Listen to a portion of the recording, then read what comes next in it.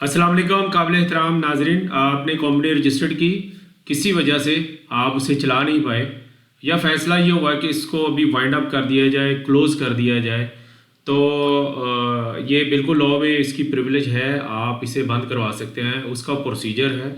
और लॉ में क्या है कि एससीसीपी का जो कंपनीज एक्ट है उसका सेक्शन 426 और एक्ट 2017 है जनाब, ठीक है।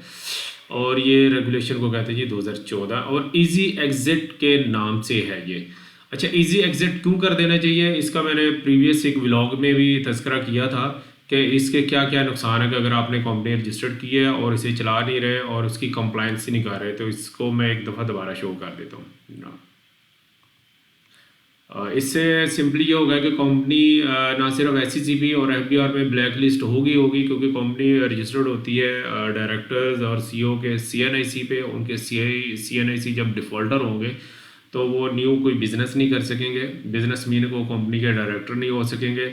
इसके अलावा वीज़ा प्रोसेस, उनके बैंक अकाउंट, उनकी एसेट्स, इस तरह के इश्यूज आएंगे और बाद में परेशानी से बेहतर है कि जनाब अब कोई चलाई ही नहीं है। तो या तो ये है कि उसकी कंप्लाइंस करते जाएं, कंप्लाइंस यानी ज़ीरो फाइलिंग करते जाएं, ज़ीरो फाइलिंग करते जाएं, तो जनाब इसको इजी एग्जिट के थ्रू आप इस कंपनी को क्लोज़ कर दें। बहुत ही आसान तरीका है और इंशाल्लाह इन फ्यूचर में मज़ीद आसान होते जा रहा है। मैं इसको ज़रा एक बड़े शॉर्ट वे से ब्रीफ करता हूँ कि उसके लिए आपने करना है क्या क्या है जनाब। ये बड़ा सिंपल है। पहला पॉइंट ये आपने चेक करना है कंपनी चालू नहीं, ज़ाहिर आप चालू नहीं, ऑपरेशनल कंपनी वो होती है जिसका अकाउंट हो, जिससे ट्रांजेक्शन हो रही हो, बिजनेस कर रही हो कंपनी, वो ऑपरेशनल कंपनी होती है। अगर ऐसी कंपनी जो बिजनेस नहीं कर रही, ट्रांजेक्शन नहीं हो रही, उसका अकाउंट भी नहीं चल रहा, तो ऐसी कंपनी डेफिनेटली डॉर्मेंट और नॉन ऑपरेशनल ही कहलाएगी। No standing liabilities dues legal proceeding. अच्छा, लीगल प्रोसीडिंग में क्या होता है कि दो तरह की, एक स्टेटरी रिटर्न होती है जो एससीसीपी की हर साल जमा करवाई जाती है, जिसमें डायरेक्टर्स का स्टेटस, उनकी अपॉइंटमेंट और इसके अलावा नंबर ऑफ़ एम्प्लॉइज़, इस तरह की काफ़ी डिटेल्स होती हैं।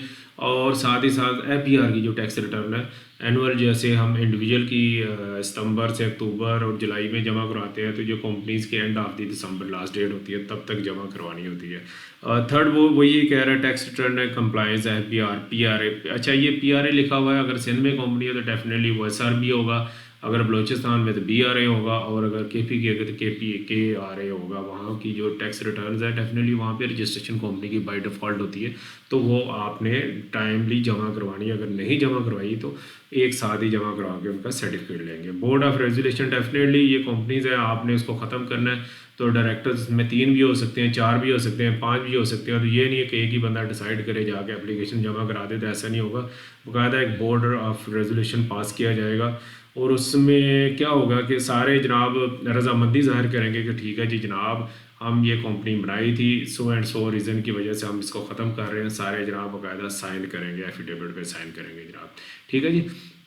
Resolution state company has no assets and liability. हाँ, ये है कि उस कंपनी का कोई भी उस कंपनी के नाम से जो भी एसेट लिया गया है, जैसे गाड़ी ली गई है, कोई बिल्डिंग बाई की गई है, कोई भी प्रॉपर्टी है, तो उसको पहले सेल आउट किया जाएगा, ठीक है, उसके नाम पे नहीं रहेंगी। ऑक्शन जिसको कहते हैं, ऑक्शन कर दिया जाएगा।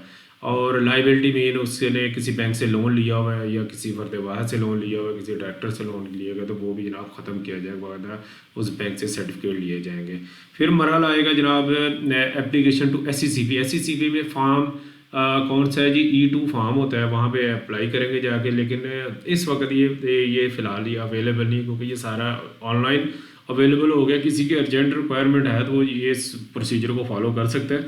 तो ऑनलाइन के लिए मैं एससीसीपी को के अपनी जो कंपनी का पोर्टल पे आपको लेके जाता हूँ।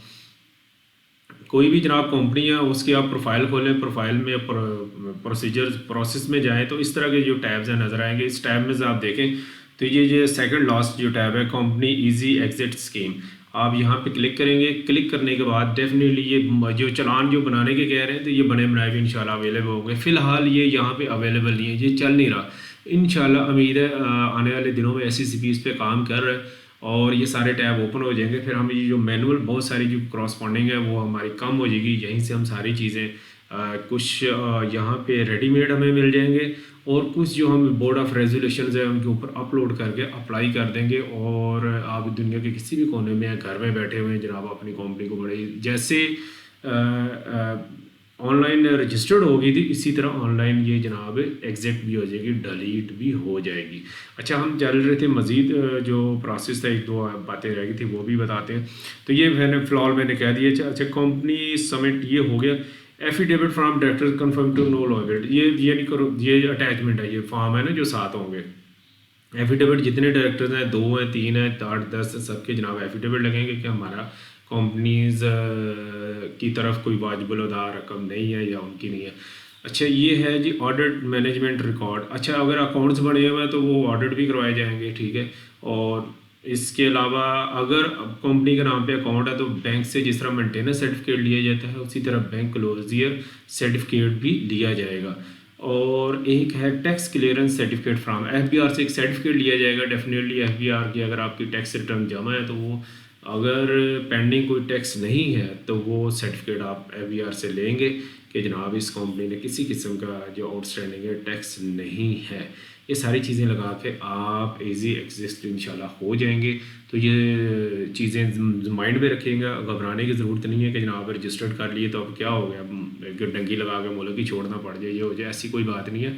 आप इसे क्लोज़ भी कर सकते हैं। अगर नहीं क्लोज़ करना चाहते फ्यूचर में उम्मीद है आपको कि इंशाल्लाह हम दोबारा चल लेंगे, या जैसे मैंने एक शेल्फ कंपनी का आपको आइडिया दिया तो उसके लिए आप फाइलिंग कर दीजिए। फाइलिंग के लिए आप हमारे से भी रब्ता कर सकते हैं, और या आपने जो भी करीबी आप समझते हैं कि जो हमारे ट्रस्टेबल लॉयर है जो आपको फैसिलिटेट कर उनकी खिदमत लें। इसके अलावा कोई इस सिलसिले में हमारी खिदमत चाहिए तो हम हाज़िर हैं। अपना और अपने चाहने वालों को बहुत ज़्यादा ख्याल रखिएगा। अल्लाह हाफिज़।